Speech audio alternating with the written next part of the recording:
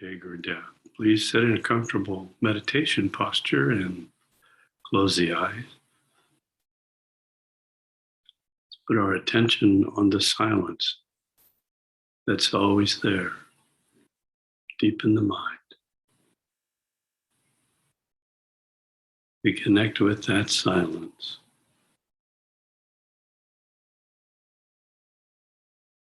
Become the silence.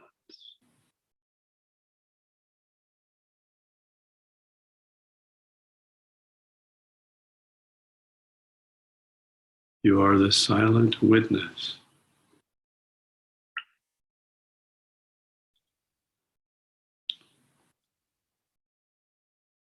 Now, with the senses of the silent witness, listen to the reading of the Yoga Vasishta today.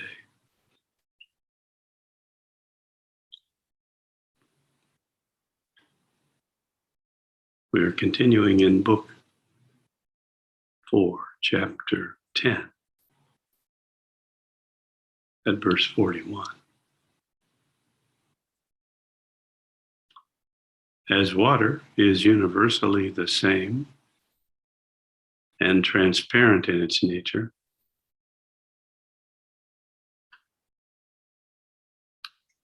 so the all-pervading Spirit of God is pure and holy in every place. This is one and the same Spirit, is the body of God, and is called the transparent Brahman.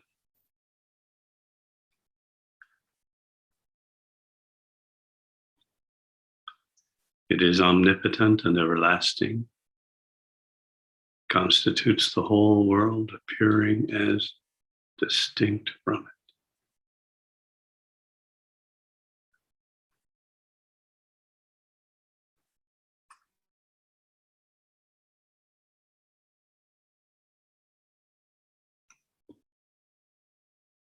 The many wonderful powers that it contains are all active in their various ways. The different powers produce different ends and are all contained in that same body. All the natural and material forces have the divine Spirit for their focus.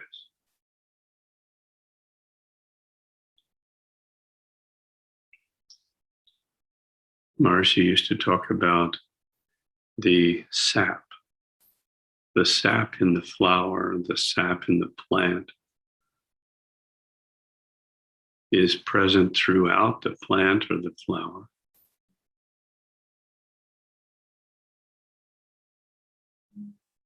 This is like the transparent Brahman in our universe.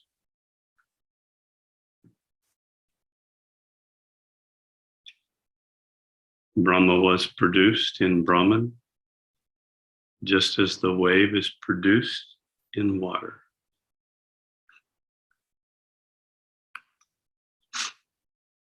Male and female are produced from the neuter Brahman, changed to and forming both of them.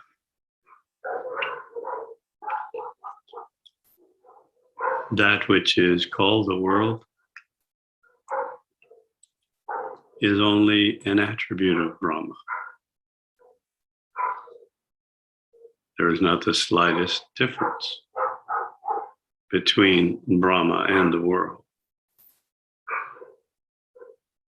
Truly, this plenitude is Brahma, and the world is nothing other than Brahma himself. Think intently upon this truth and shun all other false beliefs. When we think intently upon this truth that all is Brahma, it connects us with the divine karmic traces and then with Brahma. There is one eternal law that presides over all things.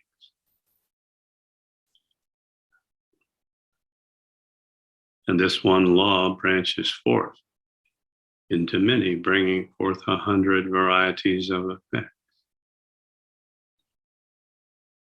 The world is a collection of laws that are only manifestations of the almighty power and omniscience. Again, it's obvious. The world is a collection of laws, means the world is composed of frequencies, vibrations in the consciousness of Brahma.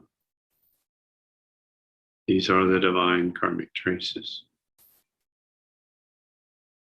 Both the inert and active proceed from the same, and the mind proceeds from the consciousness of God.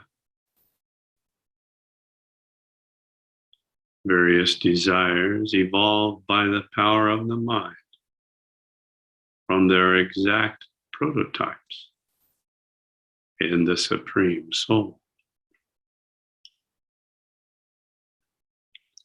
Therefore, it is Brahma that manifests itself in the visible world and is full with various forms, like the sea with all its waves and surges. It assumes to itself all varieties of forms by its volition of evolution or the will of becoming many. This is exactly the process that takes place when our imagination engages in a dream. Everything arises from our own mind in a dream. And exactly like that, everything arises in the mind of the Supreme Being, Brahma. That includes our bodies. That includes what we attribute to our life. Our life is just the life of a dream creature. It has no more substance than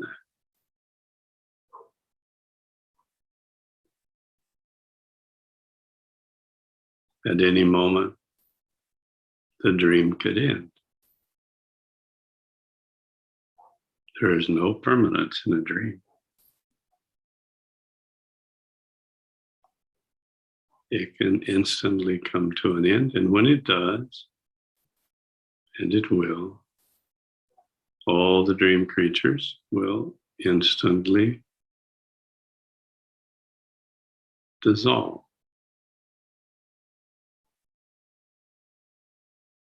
Your body will instantly dissolve.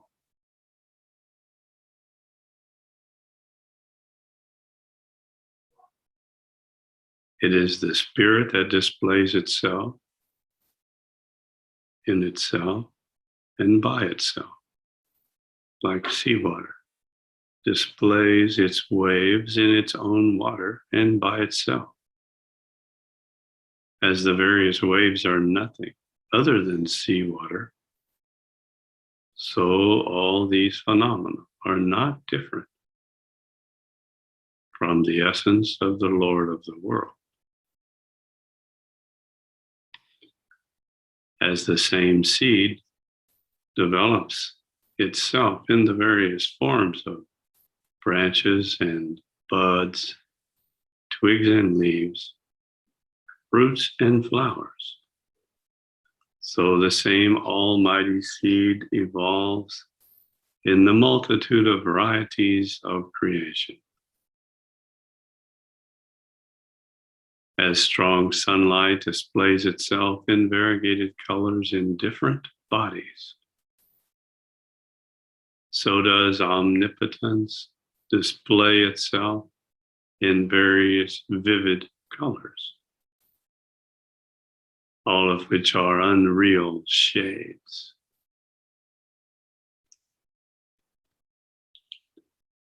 As the bosom of a colorless cloud receives the variety of transient colors displayed in the rainbow,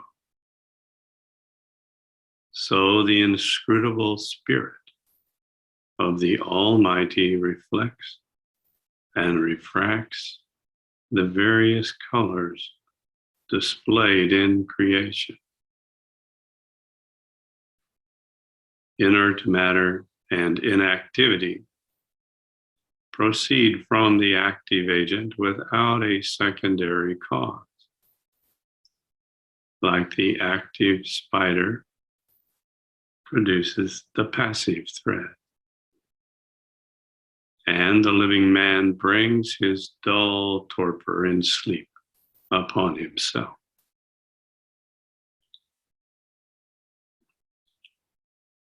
Again, the Lord makes the mind produce matter only for its own bondage, just like he makes the silkworm weave its own cocoon for its own confinement.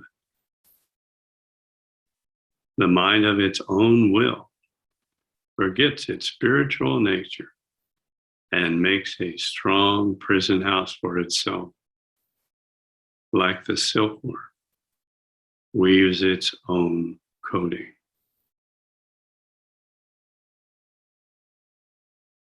But when the mind, by its own free will, inclines to think of its spiritual nature, that means when the mind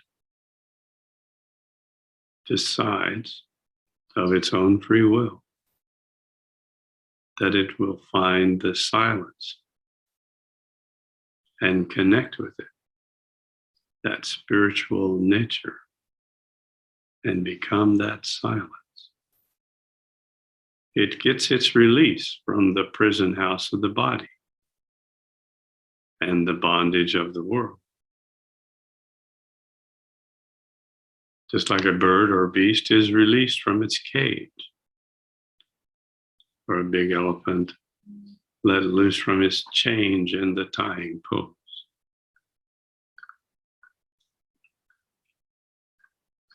The mind gradually molds itself into the form which it constantly thinks upon itself. The mind derives from itself the power to be what it wishes to become. The long-sought power, when acquired, becomes as familiar to the soul as the dark clouds that attend the sky in the rainy season. The newly obtained power is assimilated with the recipient, just like the virtue of every season is manifested in its effect upon the tree. There is no bondage or liberation of human soul or of the divine spirit. We cannot account for the use of these words among mankind. There is no liberation or bondage of the soul, which is the same with the divine. It is this delusive world that shows the immortal soul under the veil of mortality. or as eclipsed by and under the shadow of temporary affairs. The unsteady mind has wrapped the steady soul under the sheath of error, just like the silkworm's cocoon covers the dormant worm. All bondages that bind the embodied soul to earth are the works of the mind, which is the root of all worldly ties and affections. So here we're speaking of the conscious thinking mind, as well as the subconscious mind and the unconscious mind.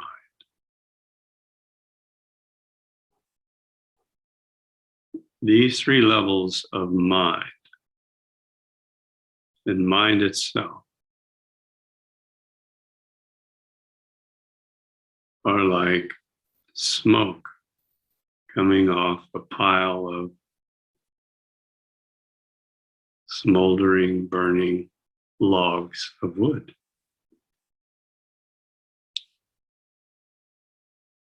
Without those logs, without the wood and the fire that animates, there would be no smoke. That smoke, that activity of the mind, the inner dialogue, that which is constantly operating,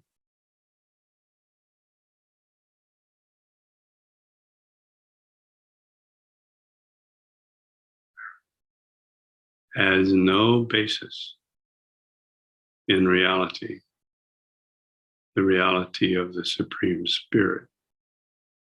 Its only basis are the accumulation of individual karmic traces.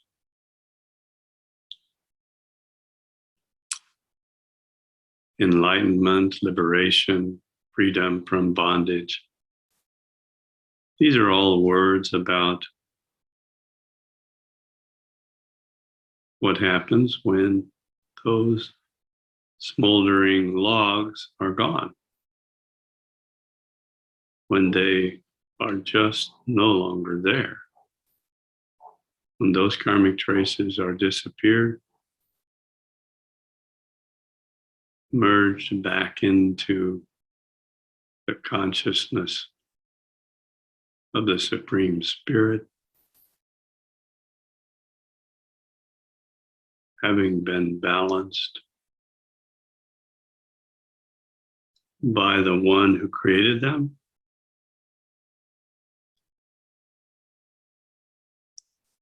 the mind disappears. The dialogue stops. Then it's easy.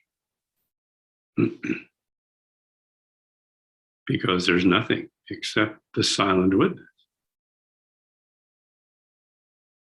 Now may be challenging.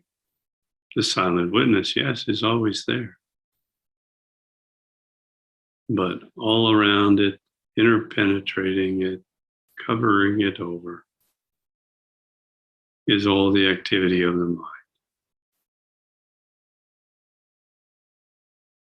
If we continue always to keep our attention on and to be only the silent witness, is a very powerful effect.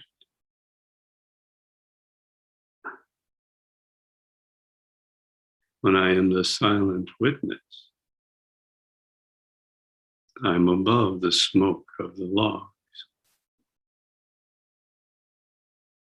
And from above the smoke, I'm not affected by it. The smoke is there, the logs are smoldering, but I'm above it. And being outside of it, like the fireman, working to put out the fire on the house, he mostly must work from outside the house. Not very productive to go inside the house, standing in the middle of the fire and trying to put it out. We have to be outside the house, spraying the water on the burning building in order to put out the fire. We have to be outside of our karmic traces in order to put them out, to balance them.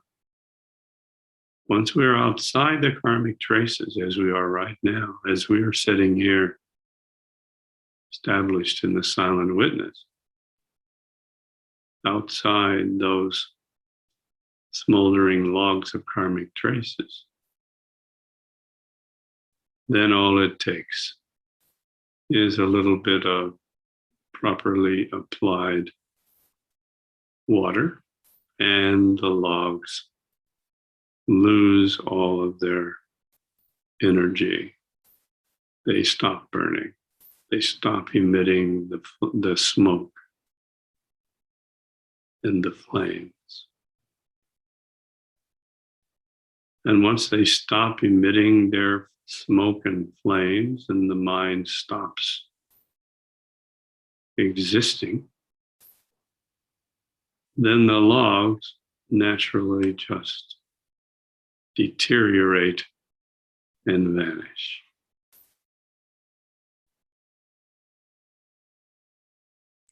So it's a process of putting out the fire and then maintaining the connection with the silent witness and giving those frequencies that have congealed into karmic traces time to lose all of their energy and become completely gone, invisible.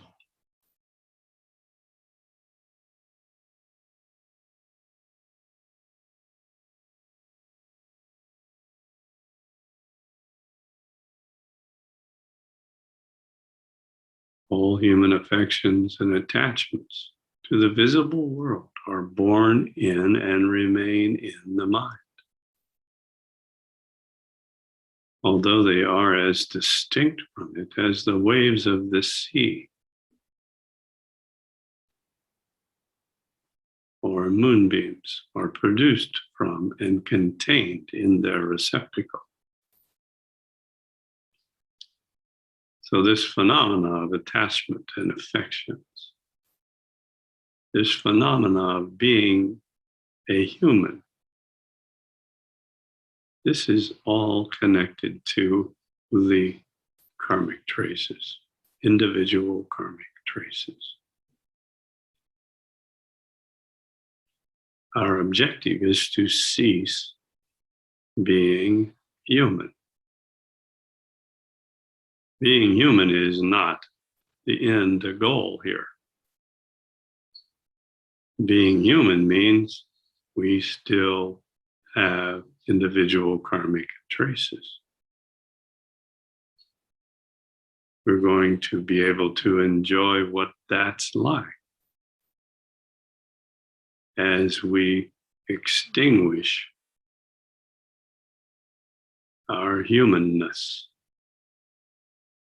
In Brahman consciousness, moksha level 4, you are no longer a human being.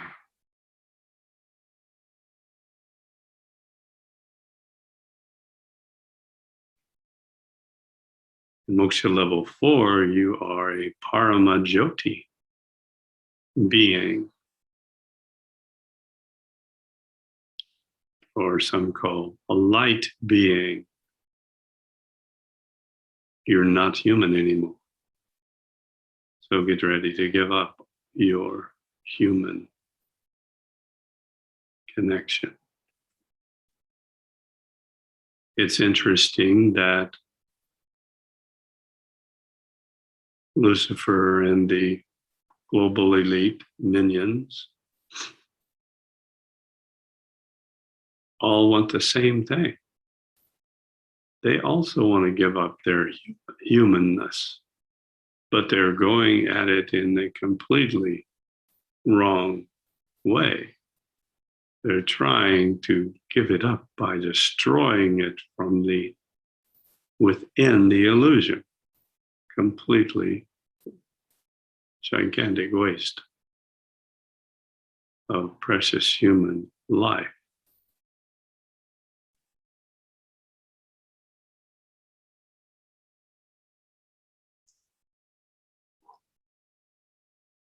Now let's continue. Established in the silent witness, as the silent witness,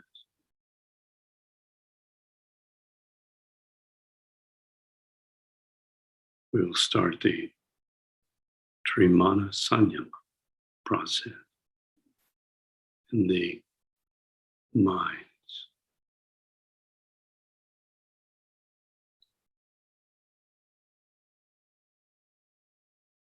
On the esoteric Mahamantra.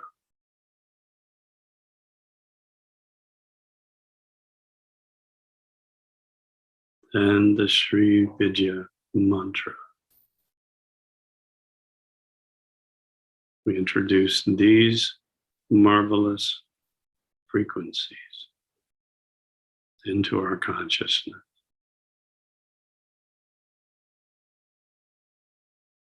As they spray over the smoldering logs of karmic traces and dissolve.